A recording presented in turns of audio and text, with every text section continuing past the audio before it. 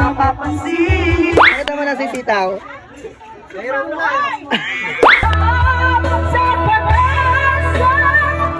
Wow!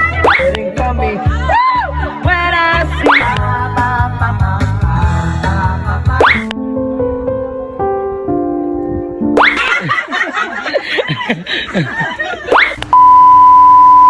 Hi, Sensei! Ikikwento ko po sana sa inyo ngayon ang paglibot sa bahay kubo ng mga kamag-anak kong OFW. Bali, after po namin makipaglibing sa aming namayapang tsuhen, ay dumaan na po sila dito sa amin para naman daw po malibot nila ang aming munting bahay kubo. Siyempre po, sa una, kwento-kwentuhan muna sila. Eto nga po, dumabangka si Ate Ria. Abay, tinatanong ko siya lang daw may nakapansin na matabang ang pansit kanina.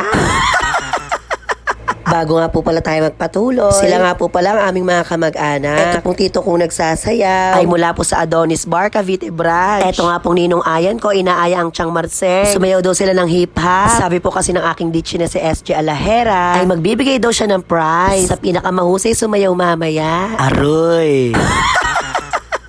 Habang sila nga po ay nag-aabunasan, ay tinignan ko muna po kung ano ang ulam. Ang Kuya Alvin nga daw ay mag-aabraw ng iba't ibang uri ng dahon na makikita lamang sa paligid ng bahay kubo. Ito nga din pinagsama-samang bilbiluna, malunggay, dahon ng okra, bulaklak ng bogambilya, saka dahon ng saresa, kambing ba?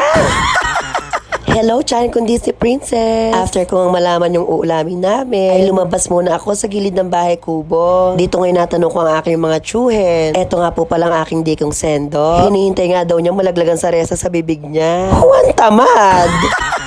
Mataas nga po pala ang araw ngayon, kaya medyo maalinsangan dito sa bahay kubo. Pero okay lang, kasi naiibsan naman ang kwentuhan at hagalpakan. Eto nga po pala in-game na naman ang Mother Sunset. Bumabangka na naman siya. Tinanong nga po pala siya dito kung mahal pa niya ang tatay. At ang sagot niya, Oo. Kaya na, yan ako si Milay.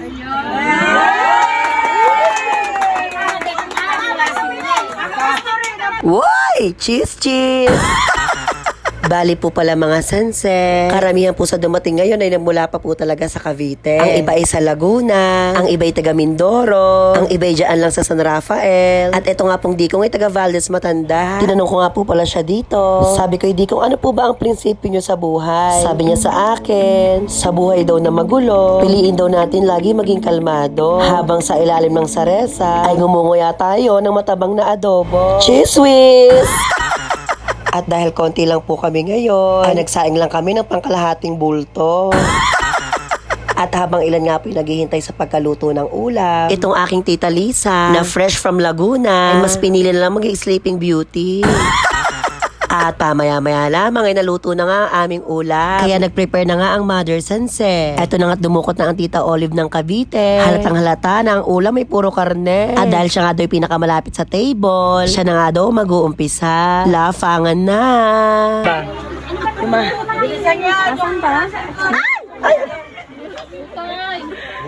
Bakit naman nasisitaw?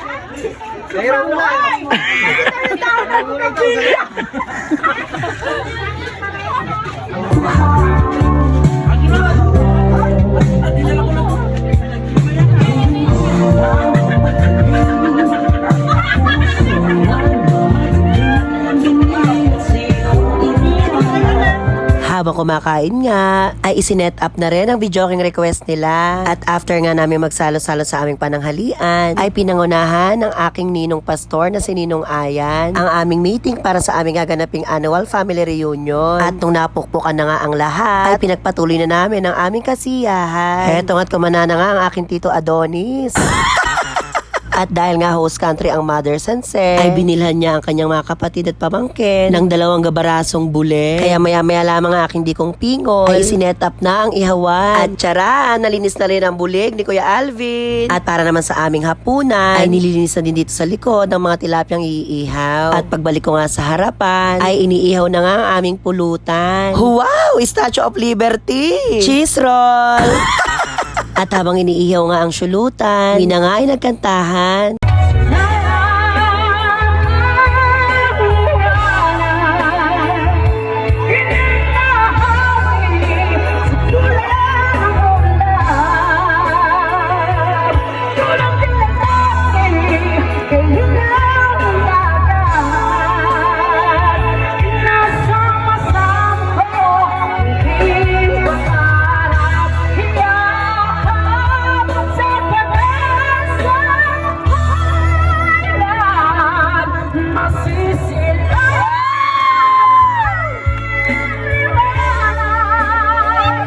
Sana all. Pinakancel na nga ni Ate Ria yung kanta niyang Totoy Bibo. At saka yung kanta kong Kiss Me, Kiss Me. Saka ko binalikan itong inihaw na bule. Abay kung ganun kagaling yung susundan mo sa videoke. Mamata-mata ka na lang. Pero dahil nga na-cancel na lahat ng kanta, ang sansi naman ang eksena. I've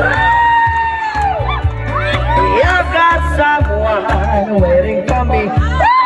When I see Ava, ang ate. Gusto na naman magka 500. At dahil nga sobrang hot magsayaw ni ate, ay nakatulong na rin ito para maluto ang inihaw na bule. Habang patuloy nga nagkakasiyahan, ay natanaw ko naman bigla ang aking dikong. Nako, mamata-mata na ata ah. At nang nakapagpahinga na nga ang aming singer, pagkakataon na namin to.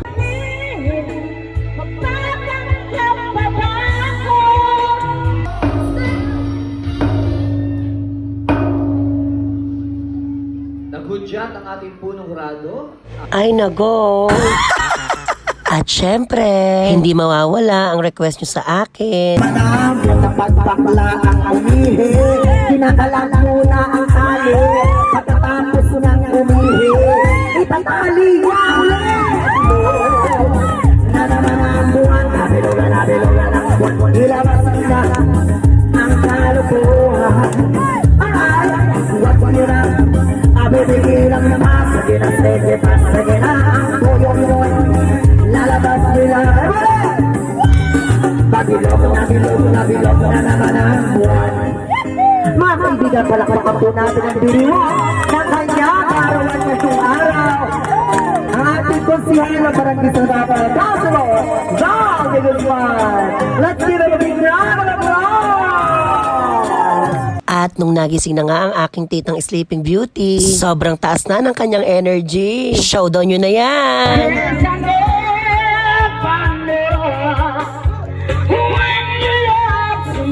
You gotta help me let them know what I do. Siyempre di rin nagpakabog ang pambato ng Laguna, Tito Bong.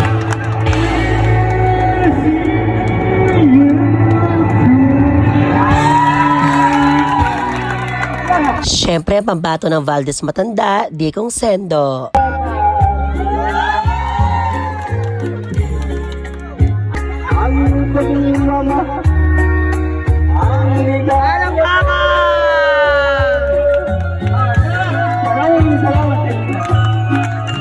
At ang pambato ng Mindoro, Tito Bonji. And now that I know. Mga sanse, ganito lamang po kasimple ang aking pamilya. Hindi namin kailangan ng magarbong handa para may masayang pagsalusaluhan. Yung makita lang ang isa't isa, kaluguran at kagalakan na ng bawat pamilya. Pero alam nyo ba, maaring sa likod ng mga ngiti at tawanan nila ay may natatago pa rin kalungkutan sapagkat ang kanilang kuyang ay wala na. Subalit naniniwala sila na dapat pa rin maging masaya sapagkat ang buhay naman ng kuyang nila ay naging masaya at naging makabuluhan sa mga taong nakapiling niya, lalong-lalo na sa kanyang mahal na pamilya. Hanggang dito na lang mga sanse. Isa ito sa mga alaala ng bahay kubo na hindi ko makalilimutan. At sa dulo, masasabi ko, proud na proud ako dahil sila ang binigay ng Panginoon na maging pamilya ko. Hanggang sa muli. Bye, sanse. Magpapakilala